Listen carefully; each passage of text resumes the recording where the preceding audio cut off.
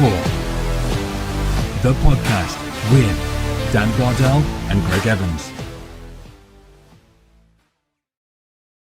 1874, the podcast in association with NordVPN. You can grab your exclusive NordVPN deal by going to www.1874.io/NordVPN. And if you do that, you'll get a huge discount off their plan. That's 4 months for free you'll get.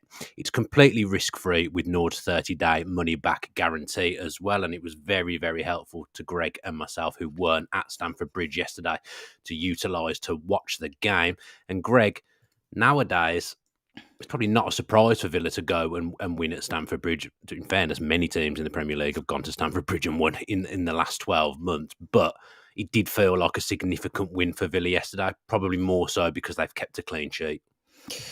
Yeah, hello Dan. Yeah, good for Villa to get another win on the road, I think, because they'd been struggling a little bit, hadn't they? It was 7 games away from home without a victory. So, what about Burnley? We won at Burnley. Oh yeah, forget that. Yeah, good start to the podcast. Two in 8, I think it was before yesterday. There we go. Yeah, they won 1, hadn't they? In 7, was it? Is that what I was thinking? I think it was 2 in 8 before the game, but never mind. You've tried to come in AVFC Stato and you failed. Yeah, I'll stick to my day job. Yeah, golf. Look, it was a good win, wasn't it? You know, I quite enjoyed watching it. I thought that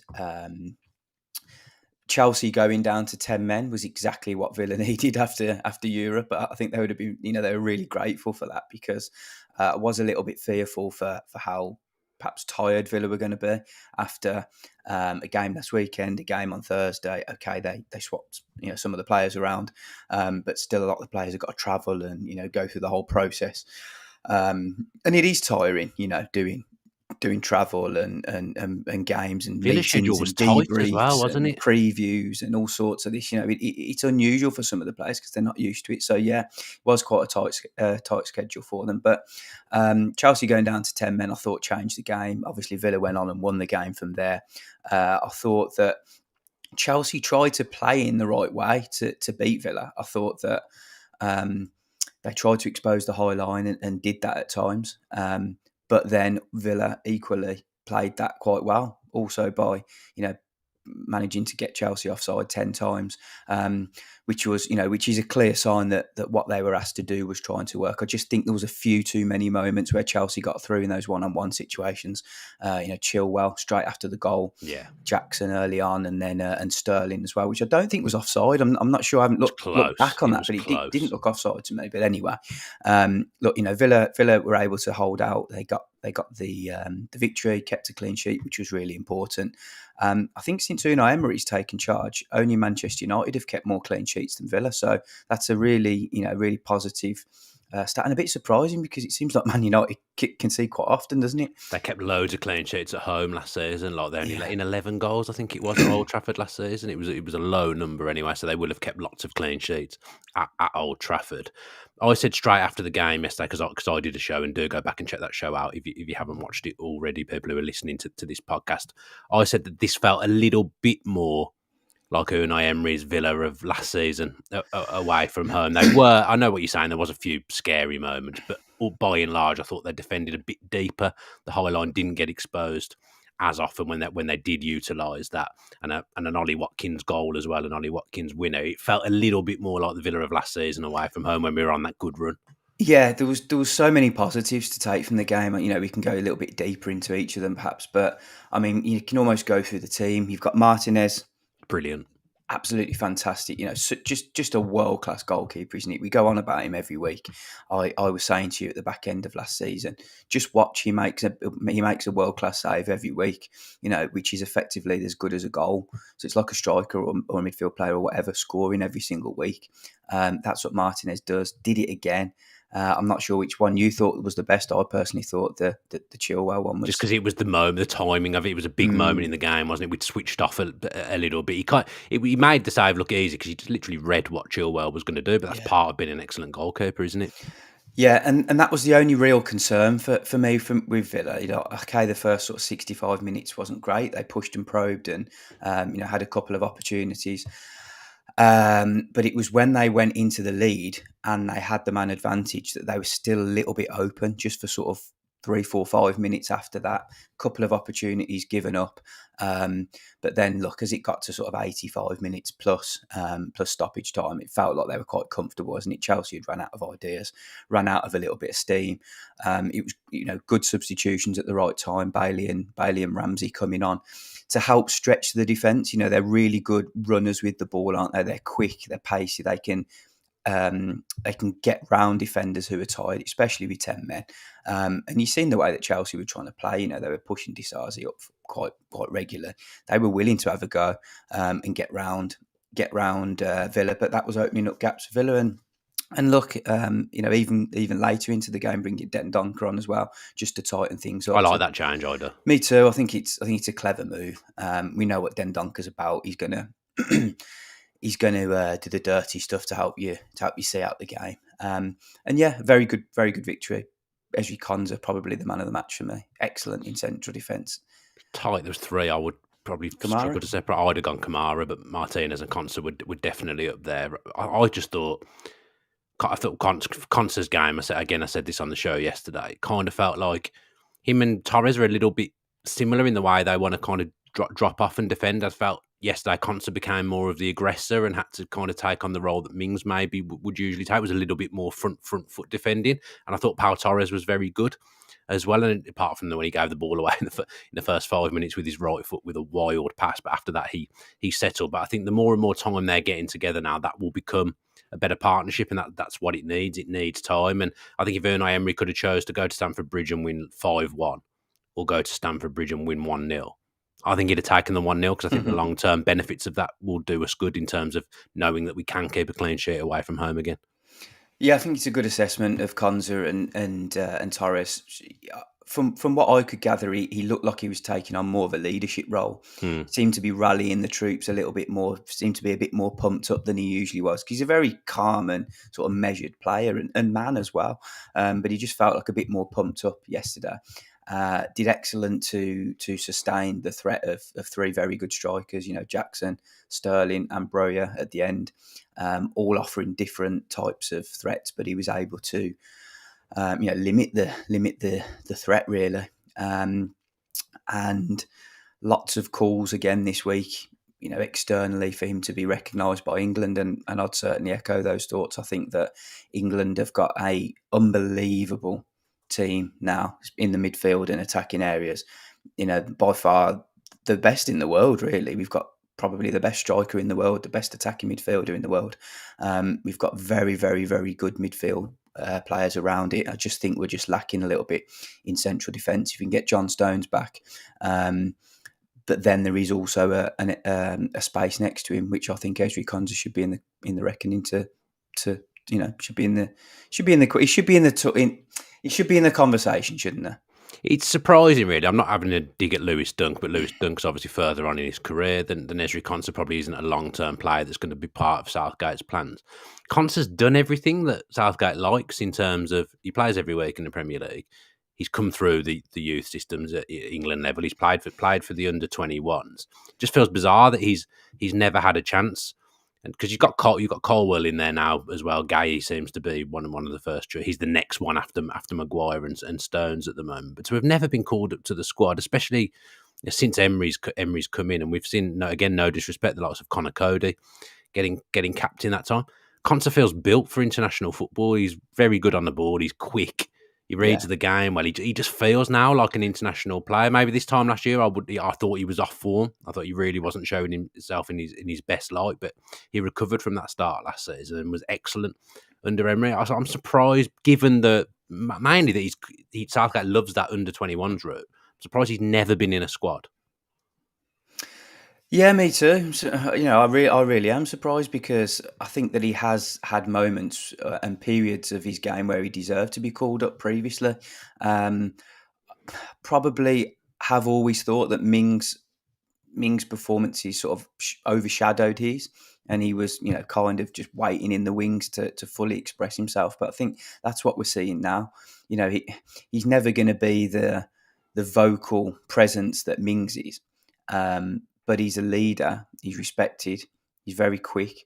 He can play the high line. He's adaptable. He's a threat at set pieces. I thought Villa, just going off on tangent slightly, I thought Villa were excellent at set pieces yesterday. They won first contact on every single corner that was put into the box, which was, pretty impressive. And that's without, Tyrone Mings, without Diego Carlos, two very tall players, without Emi Buendia, who's one of the, strongest headers of the ball actually in that Villa team. So 3 real key players there that Villa haven't got when defending set pieces, but they were excellent. And Konsa was a big part of that. And actually Zaniolo, I'm starting to quite like the look of him. He's no surprise, is he? You got a bit of height in the team and they win first contact. Yeah. Villa have been a very small in size team for a while now, but Zaniolo won a couple of first contacts from corners, so he's proven to be a real threat in both boxes. I thought the attacking set piece that almost resulted in a perfectly executed goal from him, was a great move as well. Very unlucky. Sanchez made 2 brilliant saves, another one from Digne. And I just thought Villa were very well organised. There's a real culture around set pieces at Villa that we know, with Austin McPhee working there. The fact that he's one of the only British members of staff in the coaching team shows that he's doing something right. Else Emery would have moved him on by now, I'm sure, because the rest of them are Spanish or friends of his. So yeah, it felt like a real complete performance from Villa. A few difficult, hairy moments, as we say, but quite ruthless, very good defensively, and good at set pieces as well. Kamara was a big part of that defensive solidity. Oh God, why did I go for a word that I knew I wasn't going to be able to say? Yeah, Kamara was very, very good yesterday, and they're breaking up the play. I felt like that was his best game of the season by far. I think quietly he hadn't got off to a brilliant start to the season, Kamara, because we know he's such a high level player. But yesterday, when Chelsea did break through, there was a number of times he managed to break up the play and get back in and steady them and hold them up and wait for people to get back. I thought that was his best game of the season yesterday. Yeah, I agree. I think it was nice to see him sort of dropping into that sort of right-sided central defensive role when needed, and just covering at times, because Villa did give a lot of the width to Chelsea by pushing Cash and Digne up, and that exposed them and left them at a bit of a risk at times. So the job is on the midfielders to tuck in, and Louise and McGinn at times, and Kamara did exceptionally well. I agree with you. I don't think he started the season very well. Certainly after the standards that he had set last season in the games where he wasn't injured. But yesterday he was certainly back to his best. And if he can go to Chelsea and put in a performance like that, it's a good sign for the future. Yeah, because Chelsea are struggling. It's going to take Poch some time to work that team together. I know they've spent £1 billion. They have got injuries. It's difficult to put a team together that don't really know each other. It's going to be a really tough season for Chelsea, I think. But they'll click later on in the season, and they still have got some good individual players who are capable of producing moments. So Villa did well to kind of to limit that and cut it down, I would say. Yeah, and look, I don't think Chelsea are coming under a lot of criticism, rightly so. They can't score. They're poor, aren't they? They can't score. But I don't think they're playing badly. I think they're not. They've got the right idea, and you can see that what the manager's trying to ask them to do is working to an extent. They're just not executing it. They just can't score. It is pretty much as straightforward as that. And you think when Nkunku perhaps comes back, when some of the midfield players are back fit, and Pochettino's had a little bit of time with these players. I think they'll get better. Unai Emery's always said that he much prefers to have games rather than training time. I think for this Chelsea team right now, the training time and just playing weekend to weekend will benefit them eventually, because they're going to be losing a lot of games, I think, if they were playing midweek, weekend, because the injuries and the transition that they're in. But look, we don't care about Chelsea, do we? Villa have gone there and done a job on them. They were very impressive last year when they beat them. Stamford Bridge has never, in my lifetime, been an easy place to go to. So for Villa to go and win twice in 6 or 7 months or whatever it is really impressive, and you've got to take the good points from that. Yeah, look, Chelsea it's a decent time to have played them. I think they're under a little bit of pressure because they've only won one game against Luton. But first game of the season, I watched that game, and Liverpool went there, and it was a good performance from Chelsea and got a 1-1. So might even be. I know Forest went there and won 1-0 as well. Didn't they? It felt like it was a decent time to play them. But like I say, Liverpool, who've been one of the form teams so far this season, they couldn't beat them. at Stamford Bridge on day one of the season. So it's not an easy place to go by any stretch of the imagination. It was Ollie Watkins back on the score sheet for the first time in the Premier League this season. Greg, felt like a big moment for him. He is in some ways a streaky player. Usually when he scores one, he'll go on a run, and you'd expect in the next few weeks maybe him to score a couple more goals. Not so much that he's a confidence player, but I think something inside him changes when he has scored. He becomes that little bit more ruthless, and he gets that little bit more of belief in himself. But I think he's still an absolutely critical player for Villa, even when he's not scoring. He does so much for that team. Yeah, he does a lot of work off the ball that perhaps doesn't get noticed. If he doesn't have too many touches, people tend to think, well, he's had a quiet game and he hasn't done much. But the work that he does off the ball is still really important. And if it wasn't, Emery wouldn't play him every week because there are other options to turn to. I was really pleased for him. I think his goal was a mixture of fortunes. I think he was a little bit lucky in the fact that the first attempt was blocked by Colwill and then didn't go out of play. But then secondly, he was brilliant with the way that he converted that strike, and he sort of scored it in a way that didn't look like he hadn't been scoring for a while. I thought it was a brilliant finish, actually. And yeah, you'll see a different Watkins now. I think the next chance that he'll get, he'll score. And hopefully he goes on this run of games. And yeah, you say he's a little bit of a streaky player. And yeah, I think over the course of his Premier League career, he's been a little bit streaky. He's had runs of where he goes 5 or 6 games in a row of scoring and then maybe doesn't score for 8 games. But I think if you base it over the 4 seasons, fourth season now that he's been in the Premier League, is it the fourth or third? It's fourth, isn't it? Yeah, fourth season. He's contributed to so many of Villa's goals, and without him, Villa would have been in a very different place, I think. And just at his previous clubs, he wasn't really a streaky player; he was just a regular goal scorer. And I think it's just so difficult to continually score in the Premier League because of the level that you're at. But Watkins is one of the top strikers in the Premier League. He's in the top 10 of the strikers in the Premier League for sure, isn't he? Yeah, he's probably higher than that. I would say there'll be. So I'll ask you about the contract situation. I think Jacob put a tweet out saying they're still hoping to agree this fresh contract with Ollie Watkins. If he was to get into the last year of his contract, there'd be a lot of suitors, probably some high level Premier League suitors as well, wouldn't there?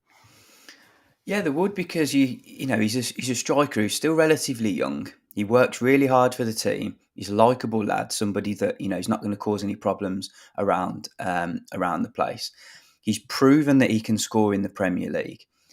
His goal record is pretty incredible, really. There aren't many English players. In fact, I'm not sure if there's any English striker in the Premier League at present. Not now. Kane's gone. Not now. Kane's gone. That has scored more Premier League goals over the last 3 seasons. So, he's a real asset, and he will be of interest to other clubs. I still expect him to sign a deal at Villa. I've been saying this consistently for 5 months now, I think it is.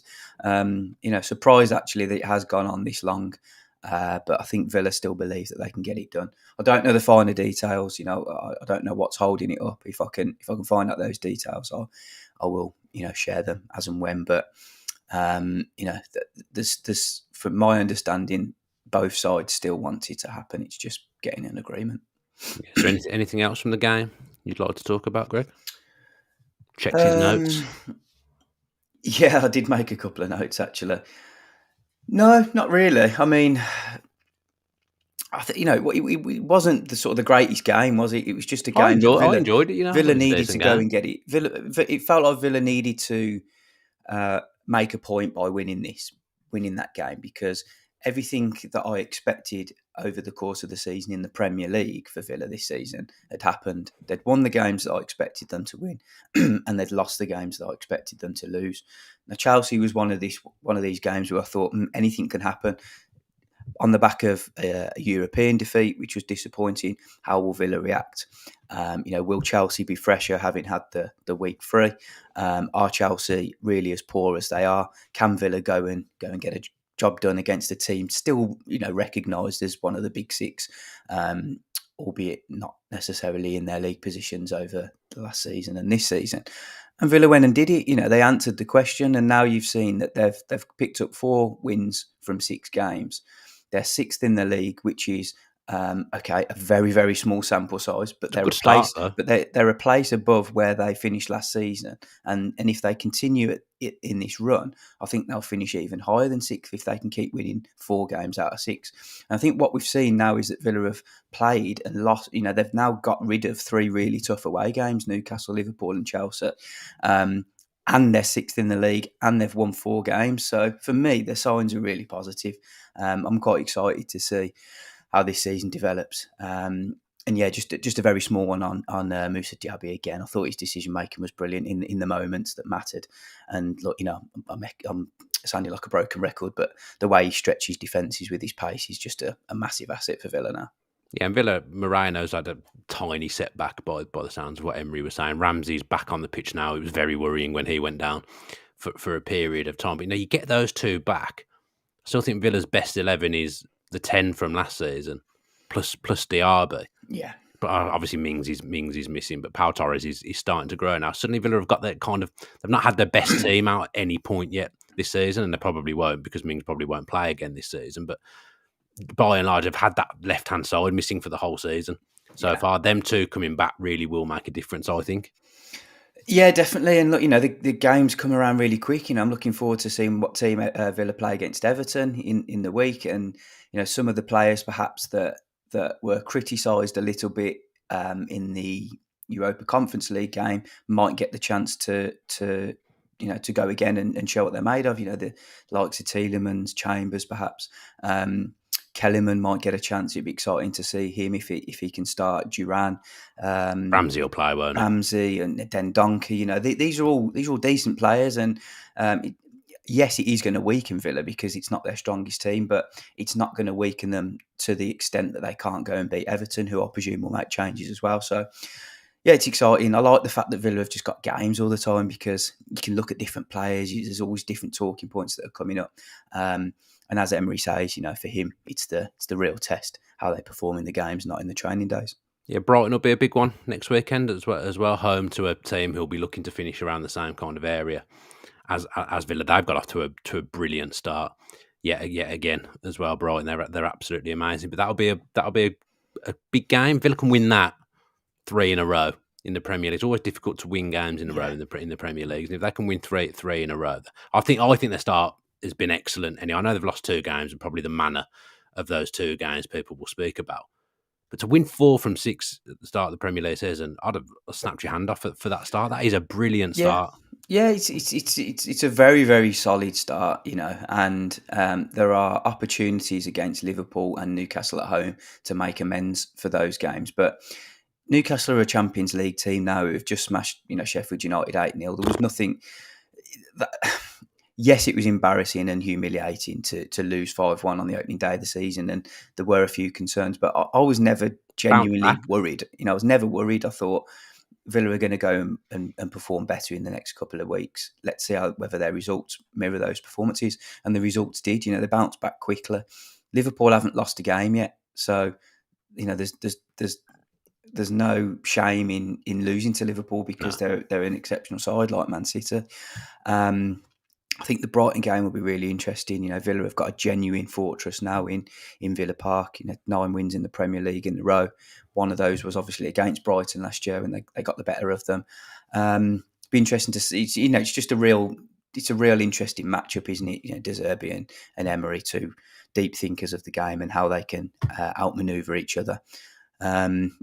Tough one to predict right now because you never really know what Brighton are going to do you? They're so flexible and exciting, and they can cause a lot of problems. But I think I back Villa to match them. They have a massive squad of quality, Brighton. They might change. I know they lost in Europe in the midweek, but they make a ton of changes for a game.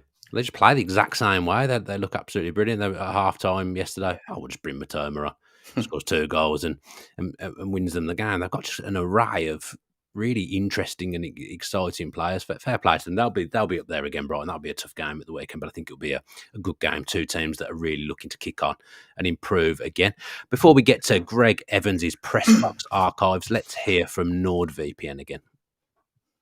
If you guys are getting fed up with missing live football, then our new show sponsor NordVPN might be able to help you out.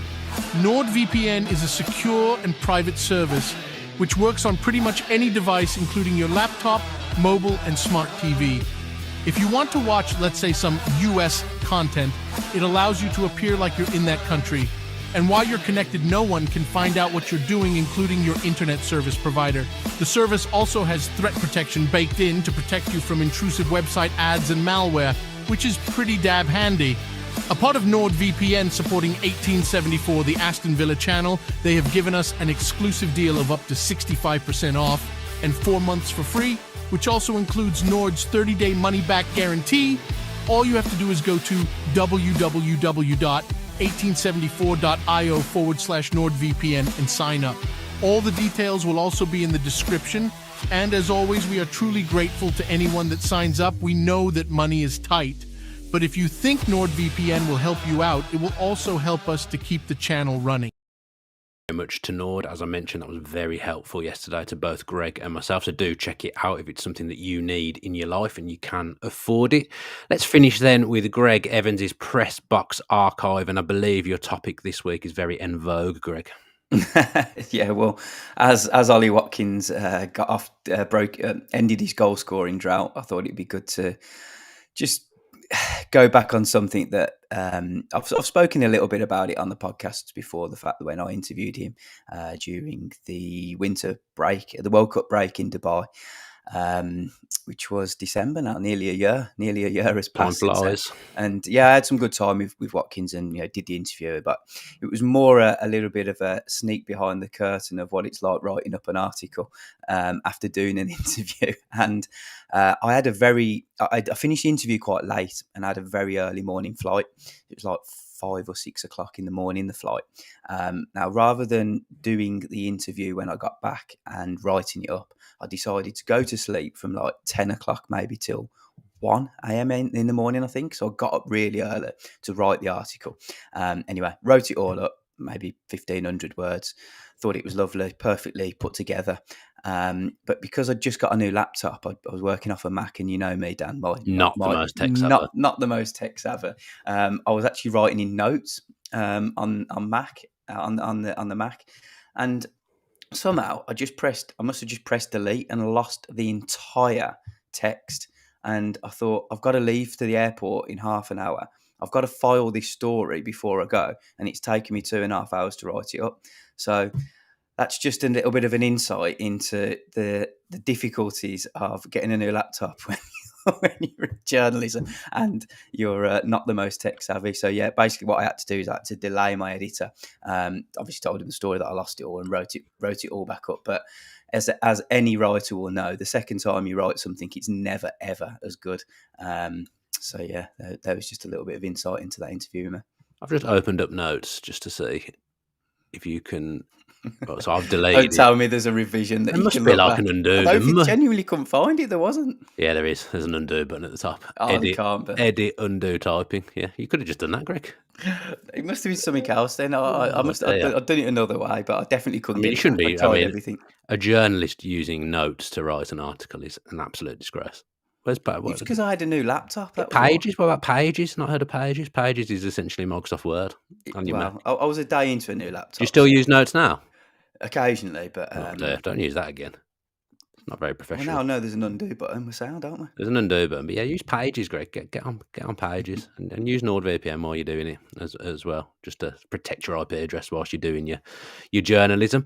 That does us for this week. Thank you ever so much for watching 1874, the podcast, and thanks for all the support on the content in general at the moment. Wherever you are taking in this podcast, whether it be YouTube, Spotify, Apple, that's my list of places I know done, then just give us a like, review, everything good that you can do for us would really, really help.